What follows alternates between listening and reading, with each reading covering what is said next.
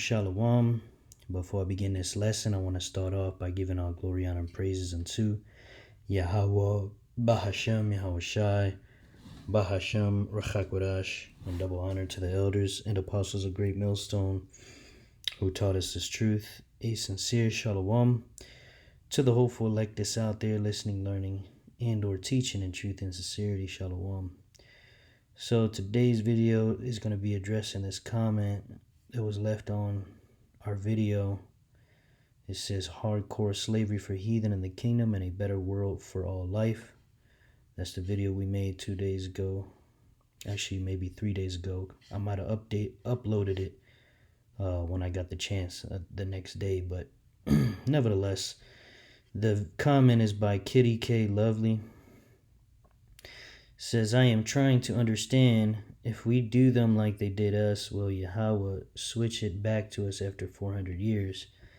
And the answer is no. Okay? The answer is no. We're just going to address this first part of the comment today. And I really want to get into it because, this is an important question that many Akim and Akwath may have.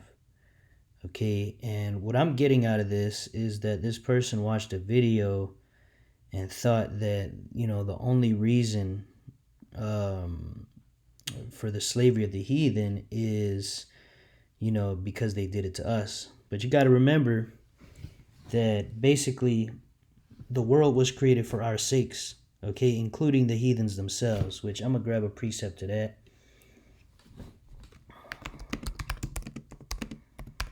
In 2nd Esdras. And I want to read up a little bit. This is 2nd Esdras 6. Let's see.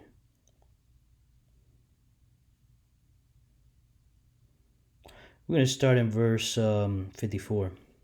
2nd Esdras 6:54. And after these, Adam also, whom thou madest Lord of all thy creatures, of him come we all, and the people also whom thou hast chosen. So Adam, right? All nations come from Adam, including the people whom the Lord has chosen, right? So it's making that separation, right? It's saying basically, the heathens came from Adam, but also the Israelites. Okay? Now, let's go to the next verse. All this have I spoken before thee, O Lord, because thou madest the world for our sakes, right? The chosen ones, the Israelites, you so-called Negroes, Latinos, Native American Indians. The world was made for us. Verse 56, as for the other people, which also come of Adam, thou hast said that they are nothing, but be like unto spittle, right? So, in the natural order of things, okay, they were created to serve us anyway, and they will be serving us in the kingdom, okay? Now, the first 1,000 years in the kingdom, they're going to have to serve an extra harsh punishment. Why? Because these people which are nothing had the greatest people of the planet Earth in slavery. Okay, us so-called Negroes, Latinos, Native American Indians are serving slavery in all these different countries. Okay, eating shit. Okay, for lack of a better word. Okay, living miserable existence, man. Because we're supposed to be ruling. But here we are eating GMO foods in America. Okay, having to tread carefully when you go out in the street, man. Be careful not to get pulled over by one of these Edomite cops that'll be glad to put a bullet in Jake. Okay, our women being out of control, right? All these illnesses we got to deal with. We're also under the curses on top of that, And so, yeah, the Lord set up a time period for us to get punished. But the scriptures say they forwarded the affliction, meaning they went overboard. Speaking of the Edomites, they went overboard. So, Esau, Edom, the so-called white man, is going to get it the absolute worst for 1,000 hard, brutal, long, drawn-out years. Okay, the other heathen, so-called Chinese, so-called Arabs, so-called Africans, so-called Arabs, so on and so forth, they're going to get it bad, but they're not going to get it as bad as Esau. Okay, now after those 1,000 years, Esau is going to be eliminated. So, Esau is not going to even have the chance to put anybody in slavery again because he's not going to exist anymore. That's Obadiah, the 1st chapter. But the rest of these heathens, they're now going to go back to their lands and they're going to live still under our subjection, but they're going to have a little bit more freedom to do, to basically have their own shit. Okay, now they're still going to be paying taxes to us. They're still going to be subservient to us, but ultimately it's going to be better for them at that point. They're going to be doing well because now they will get to enjoy our rulership, the Israelites. They're going to see how wise we are, and they're going to see the way we run this world, and it's going to be a benefit to everybody. Okay, so that's what's going to happen. Okay. Let me read this again, though, because I got off track. But it says, as for the other people which also come of Adam, thou hast said that they are nothing, but be like unto spittle, and is likened the abundance of them unto a drop that falleth from a vessel. And now, O Lord, behold, these heathen, which have ever been reputed as nothing, have begun to be lords over us and to devour us. Right, so their place has always been to serve us. Okay? We're not going to have them in slavery just because they had us in slavery. We're going to have them in slavery because that's their natural role, is to be our servants. All right? Just like an animal. You can think about an animal. We kill and eat animals because they're beneath us. It's the same thing with these heathens, man. Not that we're not gonna eat them. Obviously, it's just a metaphor. But we're going to have them do labor for us, do work. Okay? The first fruits of their fields, all that stuff is going to be for us, man. Everything is for us. They're going to be second to us because that's the way it's always been. Okay, it's not just payback. Payback is part of it. But these heathens, like us having them in slavery there's nothing wrong with that. That's not wicked. The Lord told us we could have heathen slaves, right? So there's no reason for the Lord to punish us for having them as slaves, okay? So it says, and now, O Lord, behold, these heathen, which have ever been reputed as nothing, have begun to be lords over us and to devour us.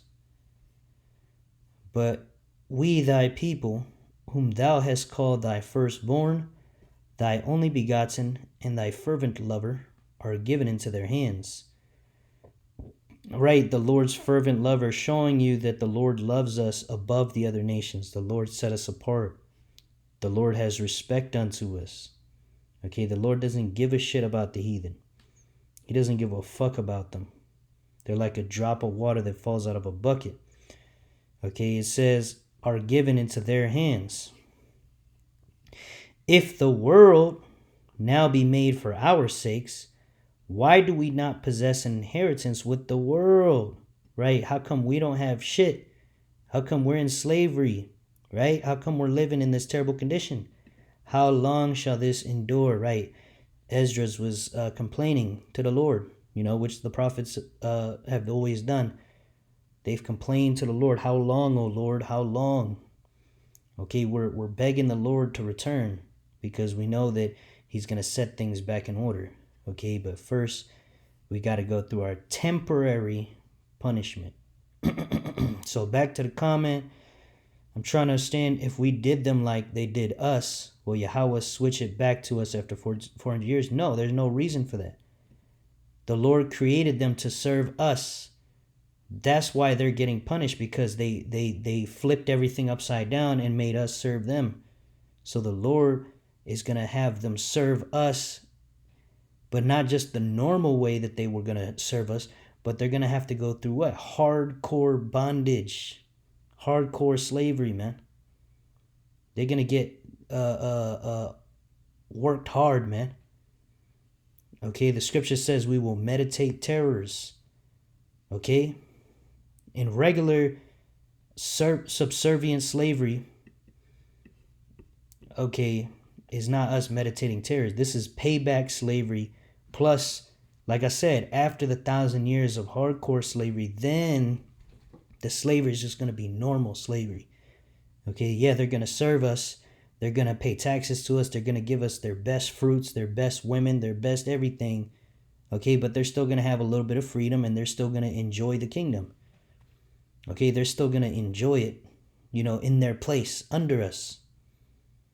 Okay, that's what that means. So now I'm going to show you some examples some other examples that no, okay, we will never go back into slavery. Okay, we will never go back into slavery. Okay, this is Isaiah 45:17. But Israel shall be saved in the Lord with an everlasting salvation. Ye shall not be ashamed nor confounded, world without end. You see, so we're going to be saved with an everlasting salvation, right? Israel. Okay, it wouldn't be everlasting if the Lord is going to put us back in slavery. Okay, it would be temporary, right? So we're not going to be confounded, world without end, because this kingdom is going to last forever. Okay, just like you see, Esau's kingdom is not going to last forever.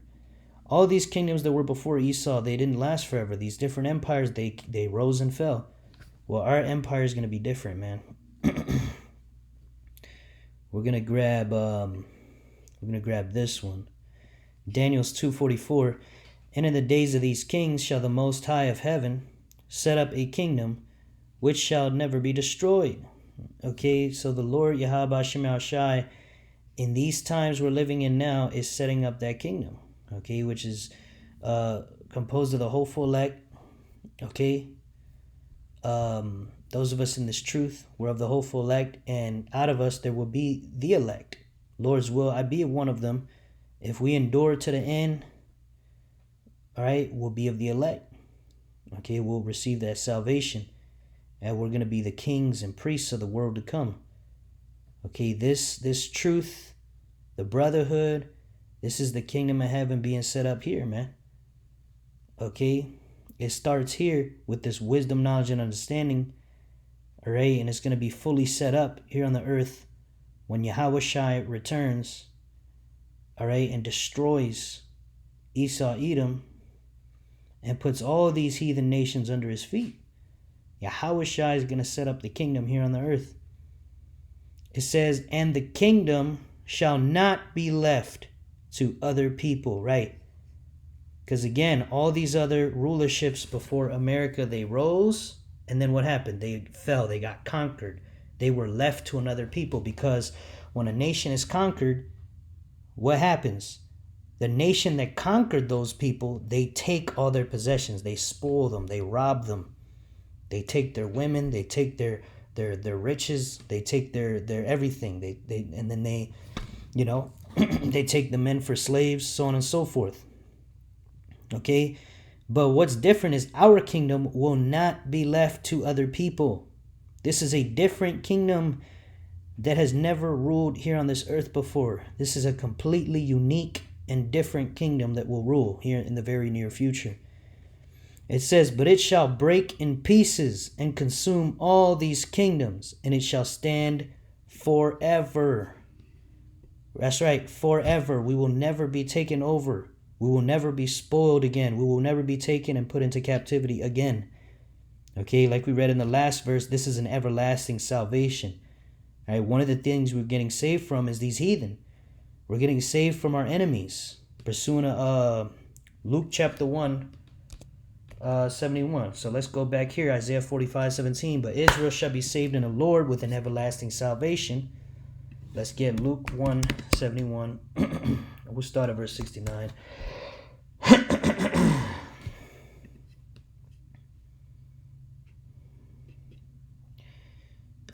Starting at verse 69. No, we'll start at 67. And his father Zacharias, filled with the Holy Spirit, and prophesied, saying, Blessed be the Lord, power of Israel, for he hath visited and redeemed his people, and hath raised up an horn of salvation for us in the house of his servant David, as he spake by the mouth of his holy prophets, which have been since the world began, that we should be saved from our enemies and from the hand of all that hate us. Right? So, That's the salvation. That's part of that salvation that was prophesied, is for us to be saved from our enemies. Who are our enemies? Read Psalms, the 83rd chapter. It lists them out. You know, it calls them out by name. You know, Psalms 83, starting at verse 6. The tabernacles of Edom, the Ishmaelites of Moab, the Hagarenes, Gebal, Ammon, and Amalek, the Philistines, the inhabitants of Tyre, Ashur, okay? Those are all these heathen nations. And notice how Edom is at the top of the list, right? So we're going to be saved from them forever. Part of that salvation is what? We're going to get a kingdom that's never going to be destroyed. We're going to get new bodies, right? Scriptures talks about that. Let me grab that. Jeremiah 31:33. But this shall be the covenant that I will make with the house of Israel after those days, saith the Lord. I will put my law in their inward parts and write it in their hearts, and will be their God, and they shall be my people. Right. So the Lord is going to set up that new covenant, which is going to put the laws, statutes, and commandments in our DNA. We will never sin again. And since we will never sin again, we'll never go into slavery again, because slavery was a punishment for us sinning against the Lord, for us worshiping idols, for us playing the whore, for us not keeping the covenant that we made with the Lord. Only Israel made the covenant with the Lord. So the other nations have nothing to do with that covenant. We're getting punished because we broke the covenant. And verse 34, and they shall teach no more every man his neighbor and every man his brother, saying, Know the Lord, for they shall all know me, from the least of them even unto the greatest of them, saith the Lord. For I will forgive their iniquity, and I will remember their sin no more. The Lord will not remember our sin anymore, because we'll never sin again. And Yahushua was that sacrifice, so now we're covered for our past sins, right? For the sins that we're going to commit in this life, in this kingdom, is covered if we endure to the end and we make it as a, well, ultimately, you know, not to get too deep, you know, all Israel will be saved, okay? Some of us will have to, some of us will make it on the first go around. Some of us will have to die death by pain and then get the kingdom on the other side as a baby, okay? But either way, Yahushua covered our sins, and so, you know, after that, we got a clean slate forever, because we're going to have those new bodies, those new minds, which are not going to be subject to being enticed to sin. We're going to have, basically, we're going to be perfect. So once we're perfect, why would the Lord bring us back into slavery? Slavery is a punishment for our lack of perfection. Okay? For us breaking that covenant. So now I want to grab Lamentations 4:22. The punishment of thine iniquity is accomplished, O daughter of Zion. Okay? And this is speaking about today's times, man. We're coming to that time where the punishment is accomplished. We're in America, the final beast, that fourth beast. You had Rome, which was the fourth beast. Rome fell and came back as America. Okay, American Rome, they got that same spirit. Okay, that's why you look on the back of your dollar bill and you've got Roman, you got Latin, things written in Latin. Novus Ordo Seclorum, right? The new world order. Okay, and so long story short, man, after America falls, this fourth and final beast, what happens? That's it. There's no more captivity for us. We've already served our punishment. We've grown up in the spirit. You know, for lack of a better word, it's time for graduation, man. All right, it's time for us to be rulers of this earth. All right, so the punishment of thine iniquity is accomplished, O daughter of Zion. Right, that's the Israelites. He will no more carry thee away into captivity. No more. That's it. Done. This is it. One and done. We've been through all these captivities. That's it. He will visit thine iniquity, O daughter of Edom. He will discover thy sins. So now it's time for the Edomites to get punished. And like we just read, he will no more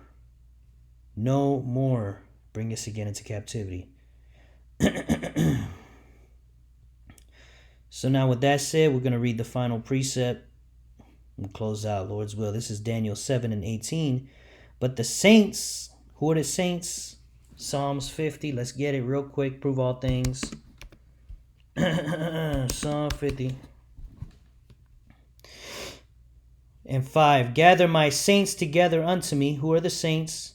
Those that have made a covenant with me by sacrifice. Right? That covenant I kept mentioning earlier. Who made it? The Israelites. You so-called Negroes, Latinos, Native American Indians. Right? We did that sacrifice in the wilderness. And Moses sprinkled the blood on us, and we made that covenant. We said everything the Lord has told us we will do. We made that promise, that covenant. Right? Who did that? The Israelites. So guess what? So we are the saints. Okay? All right. So now, let's get back. Daniel 7:18. But the saints, right? The Israelites. But the saints of the Most High shall take the kingdom, right? The rulership of this world. And possess the kingdom forever. Even forever and ever. Okay, so we're going to possess this earth and everyone and everything in it forever and ever and ever and ever. So with that, I want to finish by giving all glory, honor, and praises unto Yahweh, Bahashem Yahweh Shai, Bahashem HaKodash. Double honors unto the elders and apostles of Great Millstone who taught us this truth. A sincere shalom to the hopeful like this out there, listening, learning, and or teaching in truth and sincerity. Shalom wa. Abba Shalom.